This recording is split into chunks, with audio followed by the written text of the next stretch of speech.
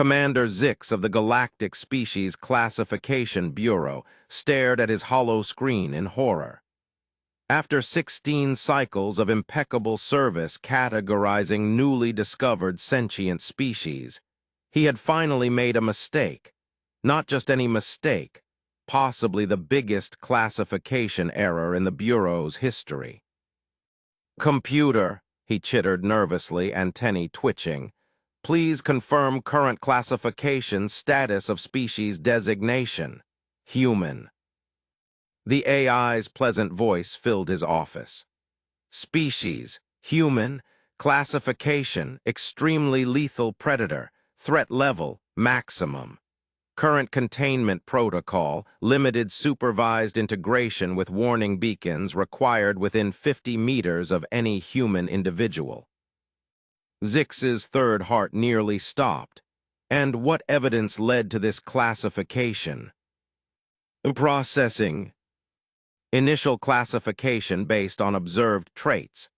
Species can survive exposure to multiple toxic substances, including ethanol and capsaicin, regularly consumes known poisons for pleasure, can continue functioning after significant physical damage, demonstrates ability to remain conscious in excessive gravity conditions, shows extreme resistance to temperature variations, exhibits concerning tendency to approach dangerous situations and unknown species without proper risk assessment. Those aren't predator traits," Zix whispered, his mandibles trembling. "Those are survival adaptations. We classified an entire species as deadly predators because they're essentially indestructible." The computer added, "Humans also display pack-bonding behaviors with predator species, particularly specimens designated as dogs and cats." Zix slumped in his gravity chair. When humans were first discovered, their durability seemed to scream apex predator. What else could survive ingesting poison for fun? What non-predator would share space with carnivores? The classification stuck, and now the galactic community treated humans like walking death machines. He pulled up the latest human integration reports. Abysmal. Only a handful of humans were approved for off-world work, and most species refused to share space with them. There were even human-free zones on space stations. "Computer, bring up footage of human designate Pete Thompson, recently approved for maintenance work on Station Gamma 16. The hollow screen flickered, showing an average-looking human male in an orange maintenance uniform, whistling "Don't Stop Believin'" while checking his tool belt. Nothing about him screamed predator unless you counted his species. Unnervingly efficient cooling system that left them leaking water through their skin. Probability of specimen Thompson causing death to station inhabitants, Zix asked wearily. Based on psychological evaluation and background check, 0.34%. Primary threat, tendency to tell what humans designate as dad jokes, which many species find culturally incomprehensible. Zix watched as Pete helped a small maintenance drone stuck in a vent, his movements careful, gentle. Yet records claimed this creature could survive brief vacuum exposure, drink corrosive energy drinks, and heal from injuries fatal to most species. "Computer, how many official complaints have been filed about human workers in the past cycle?" 0 complaints about actual dangers or aggressive behavior. 23 complaints about humans attempting to initiate social contact through sharing food items. 15 reports of humans showing images of their pet predators.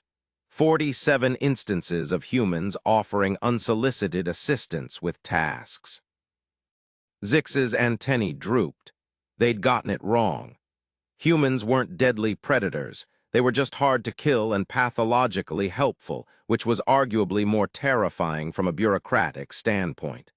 "Computer, mark classification status of humans for urgent review and send me everything on Pete Thompson's upcoming assignment to Station Gamma 16.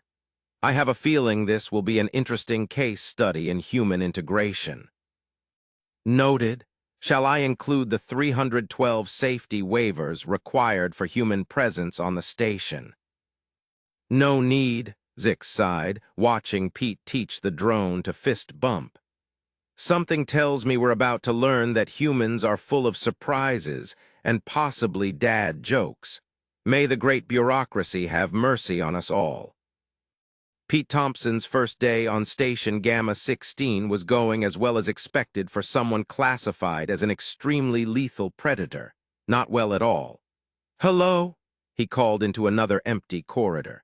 The station's sensors showed life signs everywhere, but they vanished whenever he rounded a corner, like playing interstellar hide-and-seek where he was perpetually it. His only companion was a hovering drone assigned to monitor him, resembling a toaster-designed basketball.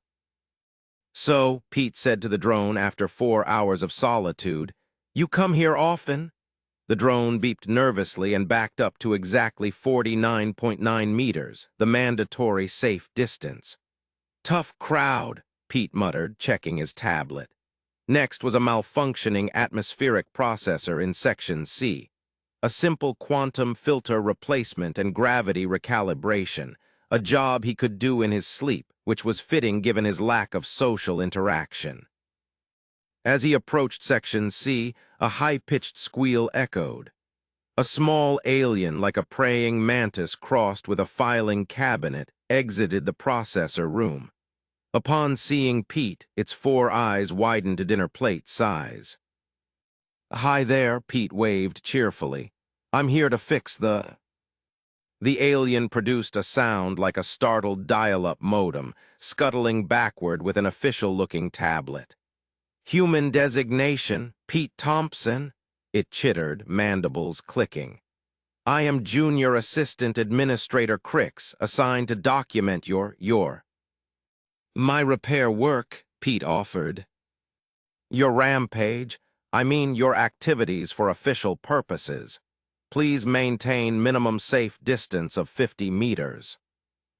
Pete eyed the 10-meter wide corridor. That might make fixing the processor tricky. Before Crix could respond, a loud bang came from the processor room, followed by a hiss of escaping atmosphere. Warning lights flashed as the station AI announced, "Warning, atmospheric containment breach in Section C area will be sealed in 30 seconds. Crix's mint-green exoskeleton paled. "The quantum filter must have failed completely. We need to evacuate and wait for proper safety protocols to—" Pete was already sprinting past Crix into the processor room, where a crack in the filter housing vented atmosphere. The red warning lights glowed eerily. 20 seconds until emergency sealing, the AI noted. Pete grabbed his tool belt, pulling out a roll of duct tape, essential human emergency equipment. "Is that adhesive strips?" Crix, forgetting the 50-meter rule, hovered in morbid curiosity. "Atmosphere's venting into space. Nothing duct tape can't fix," Pete grunted, applying strips over the crack. "Could you hand me that spare filter unit?" Crix, on bureaucratic autopilot, passed the part. The AI counted down, 10 seconds until sealing. What followed was a masterclass in human emergency repair, percussive maintenance, hitting it until it works, creative swearing, and liberal duct tape application. With 2 seconds left, Pete slammed the new filter into place, sealing the housing. The warning lights switched to a gentle blue, indicating normal operation.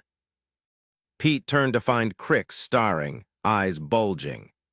"You exposed yourself to potentially lethal conditions without filing a risk assessment form, establishing a safety corridor, or updating your will." Pete shrugged, wiping sweat.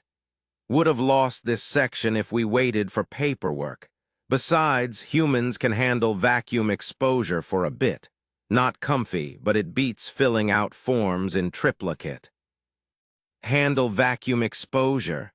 Crix's tablet clattered to the floor. The legends are true, you really are indestructible. Now we just have good unions and health insurance. Any chance you could point me to the cafeteria? Fixing quantum filters makes me hungry. Hungry? The monitoring drone, hiding behind Crix, whimpered electronically. The cafeteria? Crix's mandibles clicked. But there are other species there consuming nutrients, defenseless. Great, Pete brightened. I love meeting new people, brought cookies to share, my mom's recipe. Nothing breaks the ice like chocolate chip. Crix noted on their tablet, trembling. Human specimen displays typical predatory behavior, attempting to lure prey with processed sugar compounds. Also brought coffee, Pete added. Good stuff from Earth, though fair warning, it might be a Class 3 toxin under station regs. The drone fainted, its anti-gravity unit giving out. Pete caught it reflexively.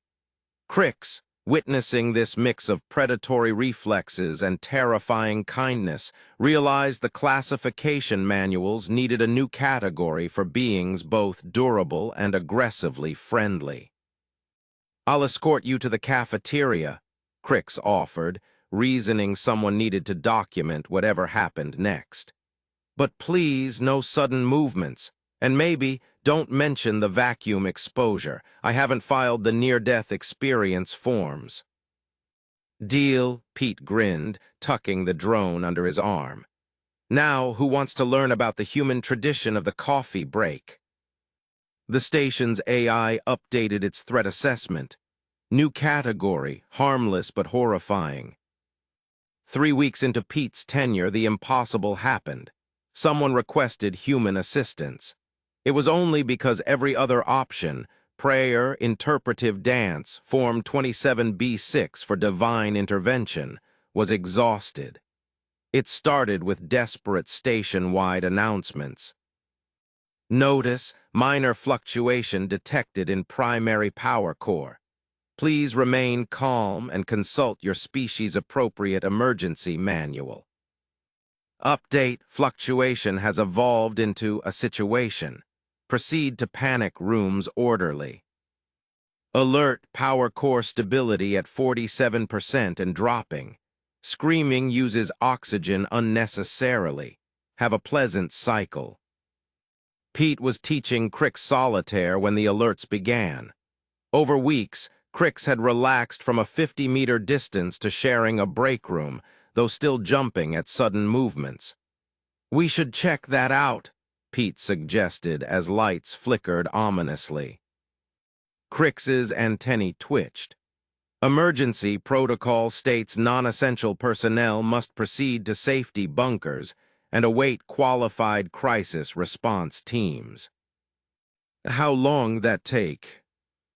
2 to 3 business cycles, depending on paperwork. The lights flickered again, something expensive groaned. Power core stability at 39%, the AI chirped. Now accepting applications for emergency response team positions. Include 3 references. Pete headed for the door, tool belt jingling. Pretty sure the station won't last 3 cycles, coming. That's against 74 regulations, Crix protested, scuttling after him. 75 with the recent amendment on unauthorized heroics. They reached the power core control room, finding engineers keeping a respectful distance from the malfunctioning equipment, consulting manuals and religious texts. Power core stability at 32%, the AI updated. Station psychological support services reminds everyone existential dread is natural. The chief engineer, a bioluminescent sequoia-like being, glowed with hope upon seeing Pete. The human.